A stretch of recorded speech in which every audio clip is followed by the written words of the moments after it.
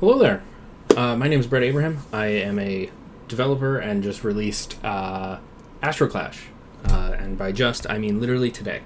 I'm going to try and go through this Post-Mortem really quickly. I want this for my records and also to share my journey with you. So I'm going to try and do this in under 10 minutes. My last one was 20, so we'll see how this goes. Alright, so AstroClash is a 2D, top-down, reverse shoot-'em-up where you protect your retreating comrades. Basically, you are firing bullets, but they are aiming directly towards their target, and you don't want to hit that target. So you want to make sure that the bullet hits something else, like an asteroid. Development on this began April 1st. The game was released on July 1st, which is today. It was developed as a part of Tiny Mass Games Season 2. Tiny Mass Games is a collection of small teams and solo developers, all from Massachusetts, as you can probably guess. And basically we all create games with small timelines. Try and focus in on scope and do everything we can to finish a game, because that is a very hard thing. As you can see, they've released, I think, 11 games now, and the third season is starting today. So I have to get ready on my third season project soon. I want to talk about what worked well, what didn't work well, and what I'm going to do moving forward. So to start, what worked well? Third-party tools. I used a lot of third-party tools during this, and a lot of them I found during development, and it really rapidly sped up my workflow.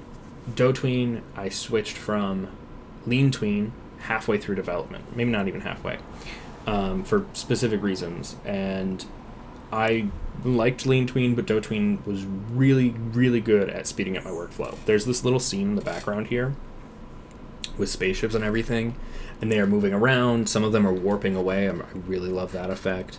There are a lot of different things happening, and all of them, the entire scene in the background is done just using DoTween. Didn't write a single line of code.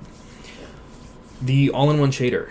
This was something like super minor that I really wanted, which was a hologram effect on the UI, which I'll talk about in just a second.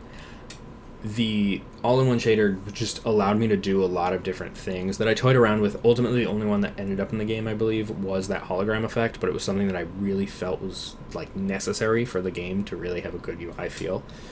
And everything else with the UI was done using Shift UI, which I am a UX designer, but I'm not really a UI designer. I was hoping to do the UI for this, but I just simply didn't have the time, and I had the Shift UI asset from like a bundle a year ago, and so I decided to use it. And it was perfect for the game. The only thing it was missing was that hologram effect, which I added in, and I just absolutely love. The art style. The art style worked really, really well. Halfway through development, it completely shifted. Originally, the concept was you were a pacifist monk who had like one time stepped on a worm or something, and so you've been condemned to purgatory, and this is your test. And instead of ships, it was souls that were trying to ascend. It was a whole thing. But about halfway through, no, not even, a week before the 2-month deadline of we were supposed to have it done, I still had like so few of the art assets done that I knew there was no way I would have time. So I completely shifted everything from the 2D style to the 3D style, because I already had a bunch of Cinti assets, and I felt this would fit really well. And also, ships are really, really good because you don't have to do animations for people or anything like that. Lastly, testing worked really well. The Tiny Mass Games community was super helpful in testing the game and giving really great feedback and everything. And so I was really, really happy about that. They were very, very, very vital to this game. What didn't work well? Pre-production. I did no pre-production for this game. I didn't set up timelines, I didn't do system design, and that kind of bit me in the behind. Basically, what ended up happening was I found there were a lot of systems that I wanted to have in the game, and had I been more of a producer of it and really like looked at, okay, how much time is this actually going to take? How much work and effort is it actually going to take? Because those are two slightly different things. And then, like, do we have the time for it? Kind of trying to evaluate whether or not these things would actually be necessary and if we had the time for them. I wound up in a situation where I spent a lot of time working on content that was ultimately cut, whether it was the art style or enemies. Enemies are programmed and work somewhat well, but the amount of time remaining to work on them was just not going to cut it. So they got cut completely. They got switched into the system that is now in the game of canisters, and it's a whole thing. And pretty much all the problems that I had throughout development, not all of them, but the biggest ones, came from a lack of pre-production. Just jumping right into it and going. Next one was responsibility overreach. This actually plays into the first one. Had I actually done pre-production, I probably would have realized that I was overreaching. The problem was that I had, for some reason, decided that I was going to do everything. I was going to do sound effects. I wasn't going to do music, but I was going to do sound effects. I was going to do the art. I was obviously going to program and design, and I don't know where that thought came from. That's never been something I've tried before. I don't know why I decided to do it for this one, and that got scrapped way too late, but still fairly early on. And ultimately, that was a huge problem, and had I not done that from the beginning, I probably would have come out with a better product, because I spent a lot of time working on art assets and things like that. Testing. I said it worked. It also didn't work. The big problem with it was two things. One, I didn't test as much as I would have liked. And two, I really struggled to find the fun. And this once again comes back to pre-production, because I didn't know what was fun in this game. And had I been able to test more with the systems that I started putting in place, I think I would have found it faster. That was a big issue I ran into of finding the fun. At one point, I threw the game out there to the Tiny Mass Games community and said, I can't find the fun, help me, please. And they were very, very helpful in helping me figure that out. But testing was a challenge just because I didn't do it nearly as much as I should have. I think I only tested once, maybe twice, I can't really remember.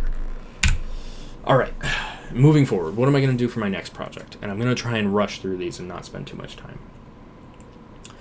I want to utilize more third-party tools. The big one I'm looking for right now is an audio manager that is robust but easy to use. The current audio manager I have, I built myself, and it's missing a lot of features and is a bit buggy, so I have to spend too much time either debugging or adding a feature every time I use it. More time for pre-production.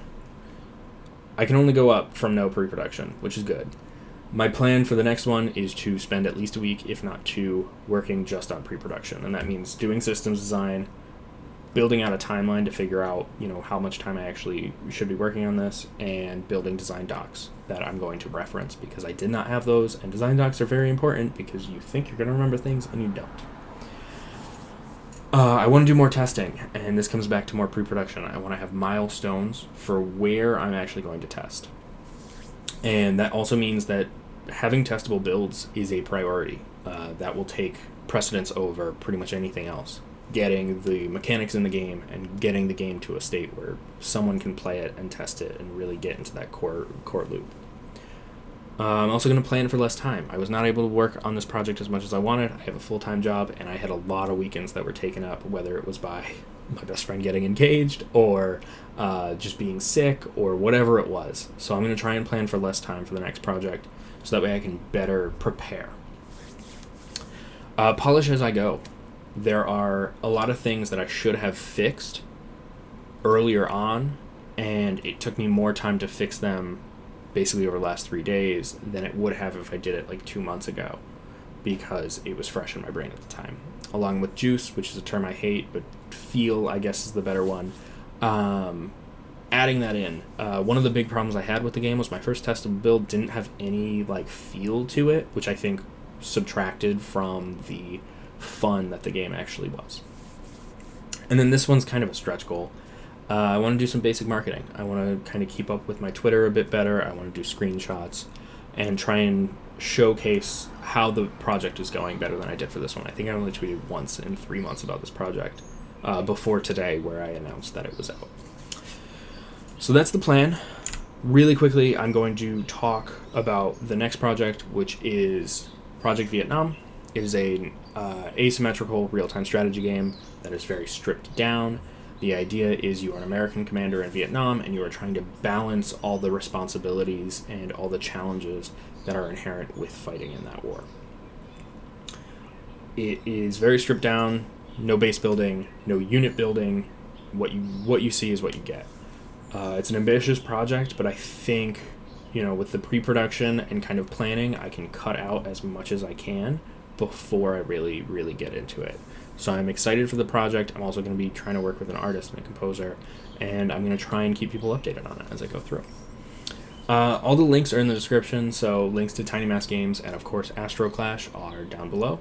And if you guys know of any third-party tools that are really helpful, especially audio managers, please let me know in the comments. Thank you for watching.